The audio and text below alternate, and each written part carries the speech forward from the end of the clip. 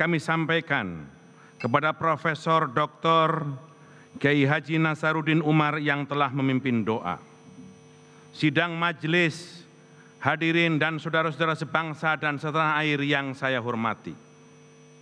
Di awal pidato ini, kami mengajak kepada segenap bangsa Indonesia untuk bersyukur kepada Allah, Tuhan yang Maha Esa, atas segala karunia, keberkahan dan kenikmatan yang telah diberikan kepada kita bangsa Indonesia, terutama nikmat kemerdekaan. Sholawat dan salam senantiasa kita curahkan kepada Nabi Muhammad SAW beserta keluarganya, sahabatnya, dan para pengikutnya. Pada hari Minggu, tanggal 17 Agustus tahun 2025, kita, seluruh bangsa Indonesia, akan merayakan kemerdekaan ke-80.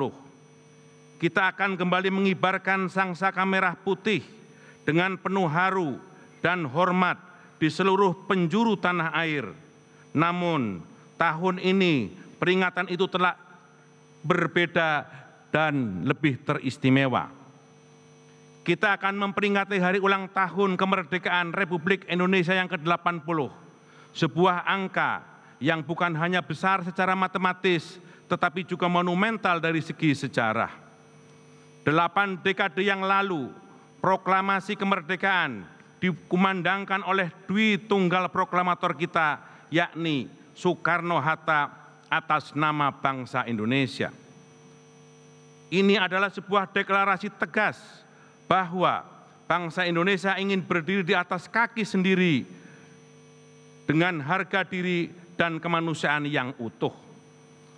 Momen peringatan kemerdekaan bukan hanya tentang merayakan masa lalu, tetapi juga tentang merenungkan perjalanan bangsa kita dari masa ke masa, serta menetapkan langkah-langkah baru untuk menyongsong masa depan yang lebih gemilang. Sidang majelis dan hadirin yang berbahagia, nasionalisme bukan hanya slogan. Bung Karno pernah mengingatkan, bangsa yang besar adalah bangsa yang menghormati jasa pahlawannya. Namun, beliau juga menekankan bahwa penghormatan bukan semata dalam bentuk monumen dan upacara, tetapi dalam kemauan kolektif yang terus melanjutkan cita-cita para pendiri bangsanya. Kemerdekaan itu bukan pencapaian akhir, melainkan pintu menuju kerja keras dan pembaharuan tiada henti. Itulah yang diingatkan oleh Bung Hatta tentang kemerdekaan kita. Dalam kepemimpinannya, Presiden Prabowo Subianto di tahun pertama ini, kita menyaksikan tekad yang kuat untuk mengamalkan spirit dan pesan tersebut, yaitu untuk menjadikan Indonesia negara besar dan kuat yang bukan hanya sanggup bertahan, tetapi kompetitif dan berdaulat di pentas dunia. Arah pembangunan kembali diletakkan pada kemandirian pangan, ketahanan energi, pertahanan nasional, dan keunggulan teknologi. Program-program hilirisasi, pembangunan wilayah perbatasan, digitalisasi pelayanan publik, serta penguatan UMKM menjadi motor penting untuk menciptakan ekonomi yang inklusif dan tangguh dalam menghadapi ketidakpastian global. Kita patut bersyukur atas pencapaian dalam program pemerintah yang layak dicatat dan kini telah mulai dirasakan manfaatnya. Makan bergizi gratis. Program ini bukan sekedar memberi makan, tetapi sebuah investasi besar bagi masa depan bangsa. Kita tahu gizi buruk, stunting adalah masalah serius kita. Melalui program ini, pemerintah memastikan setiap anak Indonesia mendapatkan akses pada makanan bergizi sehingga mereka bisa tumbuh sehat, kuat, dan cerdas.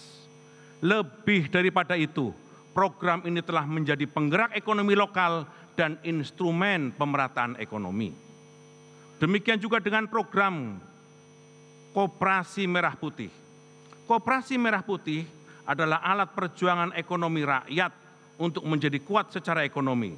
Gerakan strategis ini bertujuan membangun ekosistem ekonomi desa yang modern dan berpihak kepada rakyat kecil. Sekolah rakyat adalah jawaban strategis untuk mengatasi pemerataan pendidikan. Sekolah ini hadir khusus bagi anak-anak dari keluarga yang kurang mampu, yang selama ini sulit mengakses pendidikan yang berkualitas. Sekolah rakyat menjadi jalan keluar yang membuka kesempatan bagi setiap anak bangsa untuk meraih masa depan yang lebih baik. Program pemeriksaan kesehatan gratis merupakan wujud komitmen pemerintah untuk memastikan setiap rakyat memiliki hak atas tubuh yang sehat. Dengan pemeriksaan gratis dapat mencegah penyakit sejak dini dan memastikan masyarakat mendapat pelayanan yang layak. Dengan kata lain, kita kini telah melangkah pada jalur yang benar. Sidang majelis dan hadirin yang berbahagia, pada momentum peringatan ke-80 kemerdekaan Republik Indonesia, ternyata kita hidup di dunia yang masih penuh dengan penderitaan dan kehilangan. Di tengah kebahagiaan kita, jutaan manusia di belahan bumi lain justru kehilangan hak-hak dasarnya, yakni hak untuk hidup, hak untuk memiliki rumah, bahkan hak untuk menyambut masa depan. Saat ini kita menyaksikan ketegangan yang meningkat di berbagai belahan dunia, seperti di Timur Tengah, khususnya antara Iran dan Israel. Kita juga menyaksikan konflik berkepanjangan dan kebiadaban yang memenuhi syarat unsur genosida di Gaza, Palestina.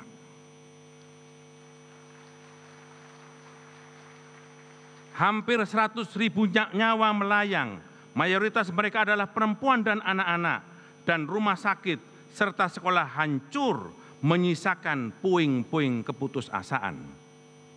Politik luar negeri Indonesia harus tetap berpihak pada perjuangan kemanusiaan, termasuk dukungan tegas yang konsisten kepada kemerdekaan bangsa Palestina.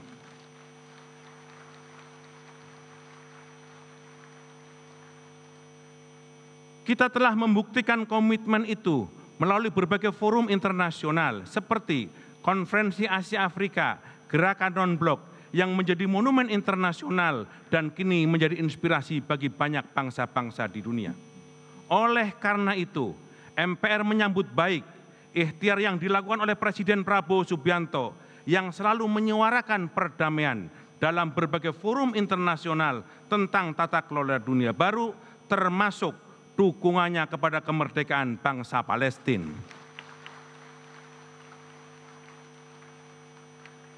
Sebagai negara yang berpengaruh di ASEAN, kita mendorong untuk menjadikan kawasan ini menjadi kawasan yang damai dan saling menghormati kedaulatan bangsa dan negara-negara anggotanya. Kita meyakini bahwa dialog dan diplomasi adalah cara terbaik untuk membina hubungan di ASEAN, termasuk untuk menyelesaikan konflik Kamboja dan Thailand. Indonesia tidak hanya lahir untuk dirinya sendiri, tetapi juga sebagai inspirasi bagi bangsa lain yang memperjuangkan kemerdekaan dan martabat kemanusiaan.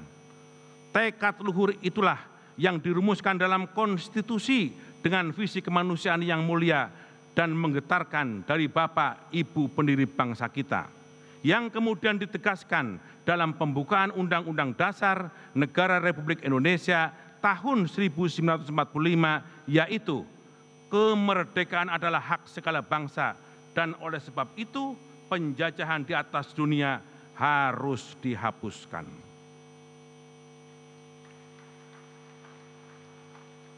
Sidang majelis dan hadirin yang berbahagia, Badan Pengkajian MPR dengan didukung oleh Komisi Kajian Ketatanegaraan telah menyelesaikan rumusan pokok-pokok haluan negara atau PPHN. Maka pada tanggal 6 Agustus tahun 2025, dalam rapat gabungan yang dihadiri oleh pimpinan fraksi dan kelompok DPD, Badan Pengkajian MPR telah menyampaikan hasil rumusan awal PPHN.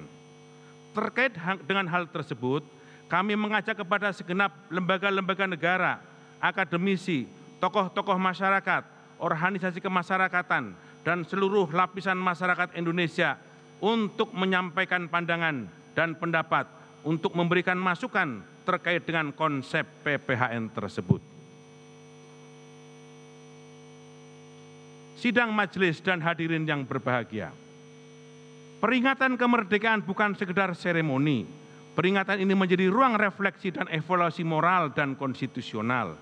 MPR mengajak semua elemen bangsa untuk meneguhkan kembali komitmennya terhadap agenda pemberantasan korupsi, kolusi, dan nepotisme atau KKN. Sebagaimana yang diamanatkan dalam TAP MPR nomor 11 tahun 1998 dan TAP MPR nomor 8 tahun 2001. MPR mengapresiasi upaya yang sungguh-sungguh yang dilakukan oleh pemerintah dalam menindak tegas kasus-kasus korupsi melalui aparat penegak hukum yang semakin tegas. Ini langkah awal yang patut didukung dan konsisten oleh semua pihak. Sebab korupsi bukan sekedar kejahatan hukum dan finansial. Ia adalah pengkhianatan terhadap ruh kemerdekaan dan demokrasi. Ia merusak legitimasi negara dan menghancurkan harapan masa depan. Ia menodai ruh kebangsaan kita sendiri. Etika kehidupan berbangsa sebagaimana tertuang dalam TAP MPR nomor 6 tahun 2001 harus diwujudkan dalam perilaku politik yang jujur, pemerintahan yang bersih, hukum berkeadilan, serta budaya ilmu dan ekologi yang berkelanjutan. Sidang majelis dan hadirin yang berbahagia. Pada tanggal 18 Agustus adalah Hari Konstitusi, hari ketika Undang-Undang Dasar Negara Republik Indonesia tahun 1945 ditetapkan sebagai konstitusi negara kita, tak lama setelah proklamasi kemerdekaan dikumandangkan. Peringatan ini adalah saat yang tepat untuk menghayati bahwa konstitusi kita bukanlah sekedar dokumen hukum, melainkan konstitusi yang hidup dan memastikan kita tetap bersatu sebagai satu bangsa yang utuh. Sebagai konstitusi yang hidup, Undang-Undang Dasar kita harus terus dikaji supaya ia tetap relevan sepanjang zaman. Sidang majelis dan hadirin yang berbahagia. Indonesia adalah negara dan bangsa yang kaya, namun sebuah bangsa yang besar tidak akan membiarkan kekayaan itu hanya dinikmati oleh segelintir orang. Di bawah kepemimpinan Presiden Prabowo Subianto, aktualisasi pelaksanaan pasal 33 Undang-Undang Dasar Negara Republik Indonesia tahun 1945 bukan sekedar janji, tetapi sebuah komitmen untuk kembali kepada ruh konstitusi dengan memprioritaskan kemandirian ekonomi dan pengelolaan sumber daya alam untuk kepentingan nasional. Pemerintah berupaya mewujudkan apa yang diamanatkan oleh pasal 33 tersebut. Inilah mengapa para pendiri bangsa kita merumuskan sebuah pasal yang luar biasa visioner, yaitu pasal 33 Undang-Undang Dasar 1945. Sidang majelis dan hadirin yang berbahagia. MPR saat ini memiliki 3 peran utama, yaitu sebagai rumah kebangsaan, pengawal konstitusi, dan penjaga kedaulatan rakyat. Sebagai rumah kebangsaan, MPR adalah wadah bagi seluruh elemen bangsa untuk berkumpul, berdialog, dan menyuarakan aspirasi. Disinilah berbagai perbedaan disatukan dan titik temu ditemukan demi kepentingan bersama. Selanjutnya, sebagai pengawal konstitusi, MPR berfungsi menjaga dan memastikan nilai-nilai konstitusional terus hidup serta diterapkan dalam setiap aspek kehidupan berbangsa dan bernegara. Dan sebagai penjaga kedaulatan rakyat, MPR berupaya memastikan setiap kebijakan negara selalu berpihak kepada rakyat, karena rakyatlah pemegang kedaulatan tertinggi di negeri ini. Oleh karena itu, sebagai representasi seluruh elemen bangsa, MPR memiliki tanggung jawab strategis dalam menjaga arah dan moral kebangsaan. Basis kekuatan Indonesia adalah ikatan-ikatan persatuan, kerukunan, kegotong royongan, kebersamaan sebagai satu kesatuan. MPR memiliki tanggung jawab besar untuk menjaga dan memelihara ikatan kebangsaan ini. MPR bukan penafsir hukum positif, melainkan penjaga napas konstitusi agar tetap hidup dan membumi. Caranya dengan membudayakan nilai-nilai luhur kebangsaan melalui 4 pilar kebangsaan dan bernegara, yaitu Pancasila, Undang-Undang Dasar Negara Republik Indonesia tahun 1945, Negara Kesatuan Republik Indonesia, dan Bhinneka Tunggal Ika. Oleh karena itu, konsistensi dalam mengamalkan 4 pilar bukan sekedar menjadi kewajiban, namun menjadi benteng yang membuat kita kuat, tetap kokoh dalam menghadapi berbagai tantangan dan dinamika global. Disitulah letak daya tahan kita sebagai bangsa. Disitulah fondasi Indonesia maju, dan disitu pula lah kita akan terus melangkah dan bertahan sampai kini dan yang akan datang. Sidang majelis yang berbahagia, sebelum mengakhiri pidato ini, izinkan kami membacakan 3 buah pantun.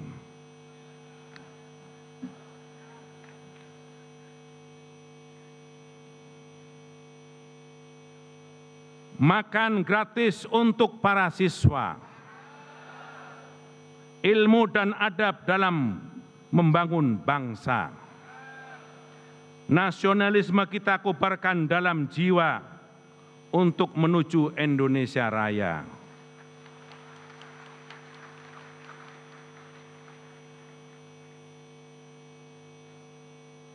Indonesia kaya akan sumber daya.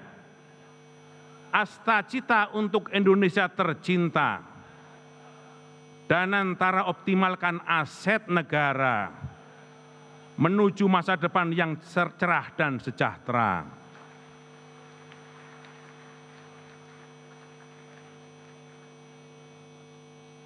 Koperasi merah putih pondasi ekonomi, gotong royong dan kekeluargaan yang hakiki.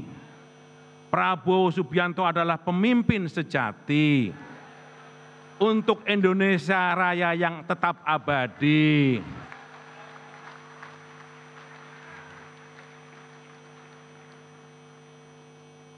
Dirgahayu Negara Kesatuan Republik Indonesia ke-80, bersatu berdaulat, rakyat sejahtera, Indonesia maju, merdeka!